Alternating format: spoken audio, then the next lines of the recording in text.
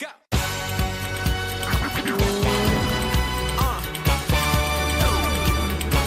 know you can feel the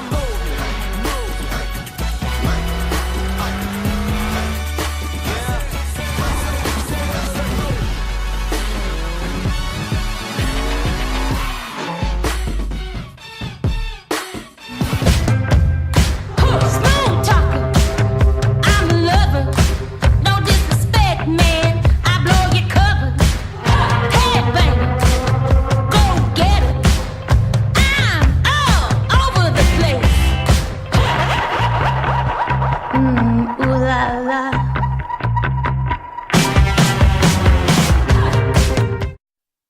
Latest edition of Drew Mini Alive. So great to have you with us for this Tuesday, the 24th day of October, the year 2017. And of course, this is yours truly, Andrew Perry, coming alive and at you from the busy streets of Brooklyn, New York, right here inside the campus of Long Island University. Thanks for tuning in where it's rainy and messy. It's basically not a beautiful day at all,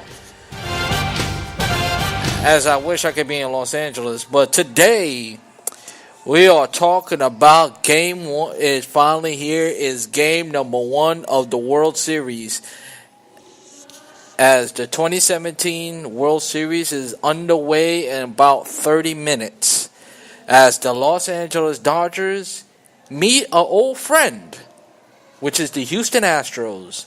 And boy, it's a big. This is the matchup. This is really one of the best matchups we have had probably in quite some time.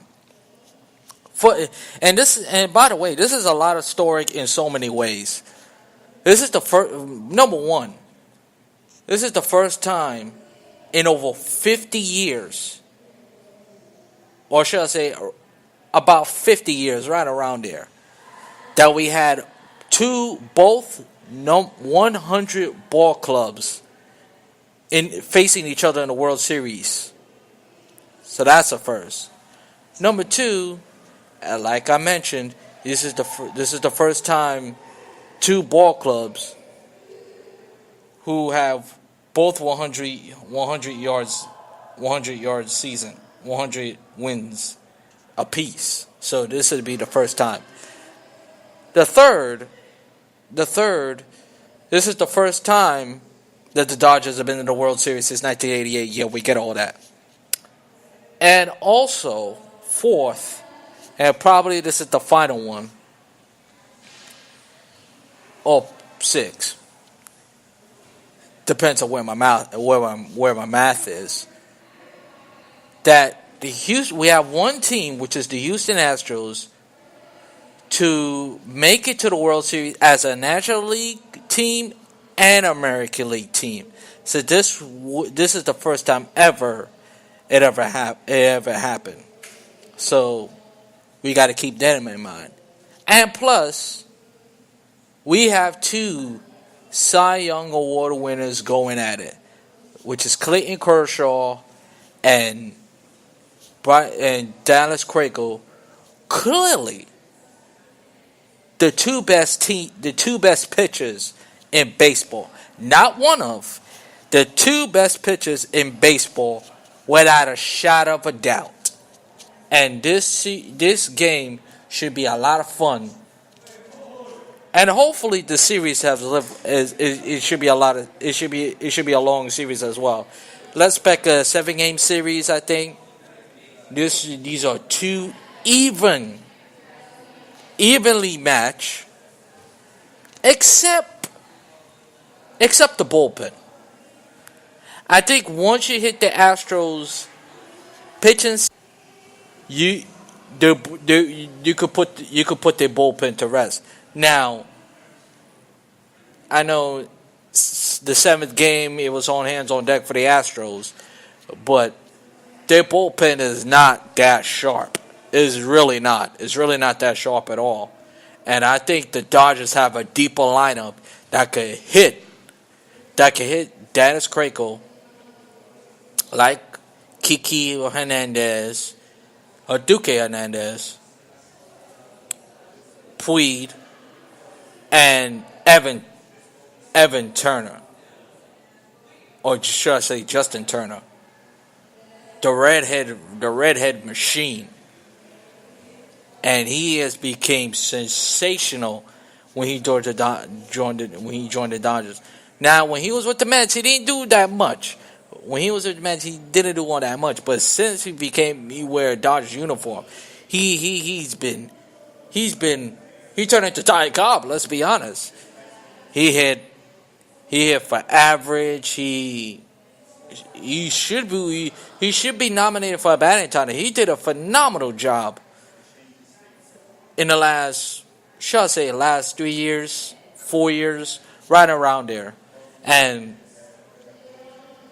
the Dodgers, and helping the Dodgers really gotten on the hump. And let's be honest, the Dodgers have been the best team in the National League the whole entire year.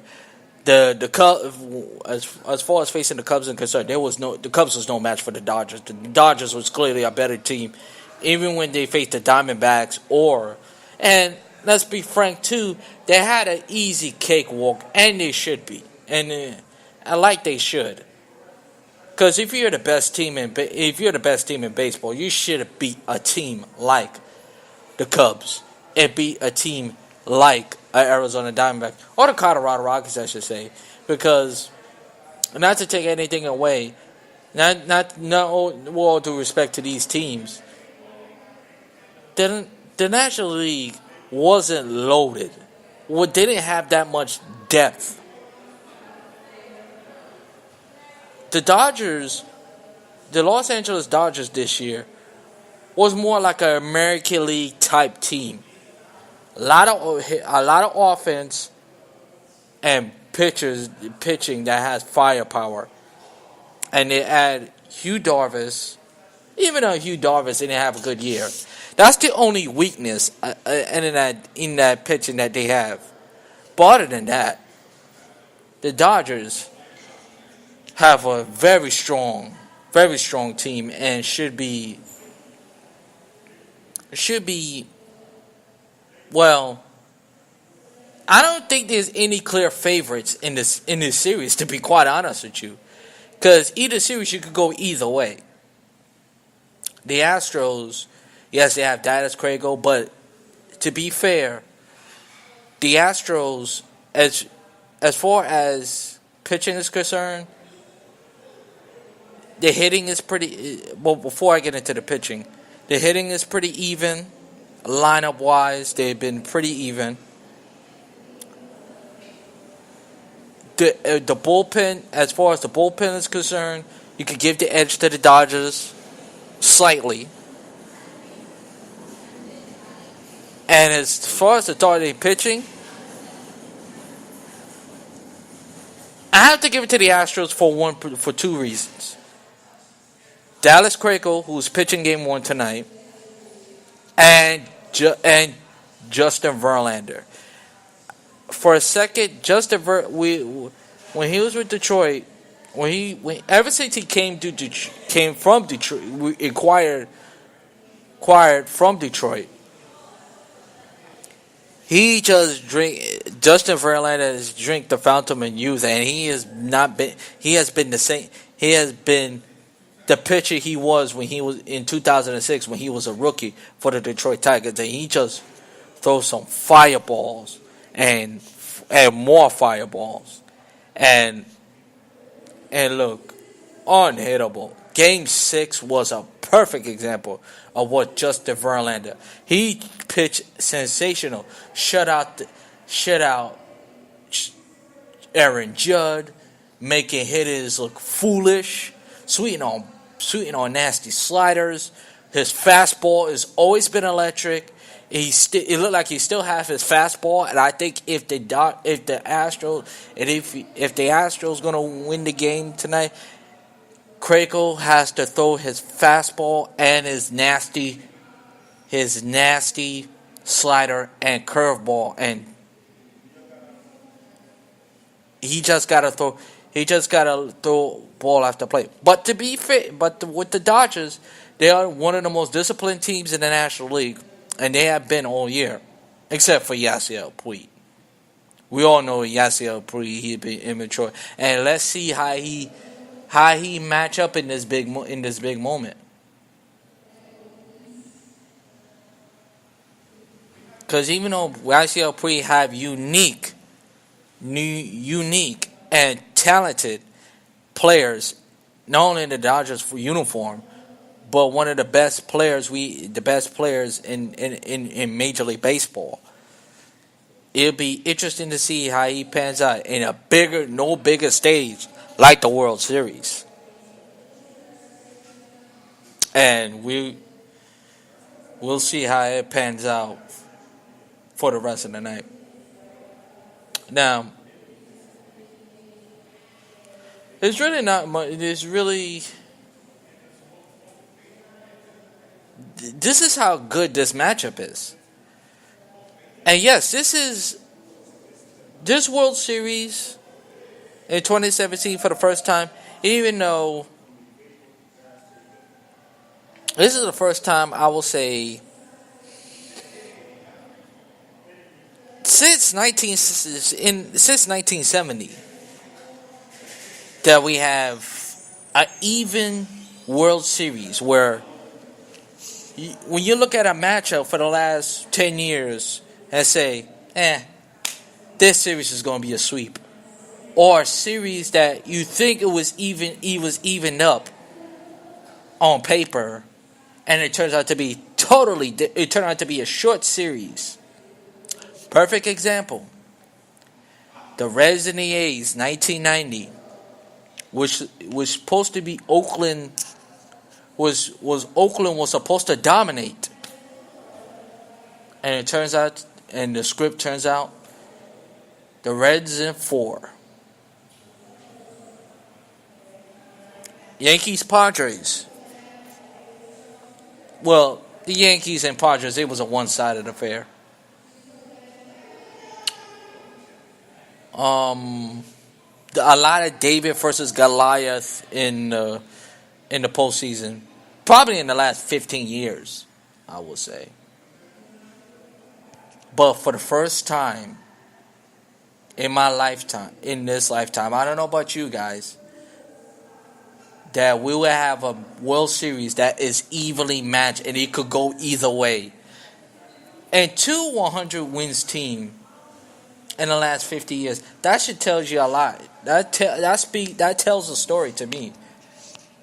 But as we said this, we don't know how this series plans out. We really don't know how this series will pan out. So it'll be interesting to see how this series will go from here. Now, as far as how long the series will go,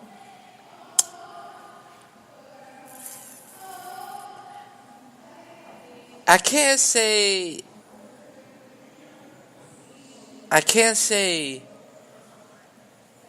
really can't say how which team I would like in this series, to be honest with you, because, and I'm trying to think about, I think about what is the weakness of each team. Yes, I touched on the bullpen for the Astros are weak. Their starting pitching is not as strong, but is at depth, which is the Dodgers. But other than that, this series could go either way. It really could go either way. But I expect this series to go 7 games. I mean, I'll always root for a Game 7. When the Yankees or Mets are not in it, we expect the series to go 7. But we shall see how this series pan out. Okay, we should see how this series pan out.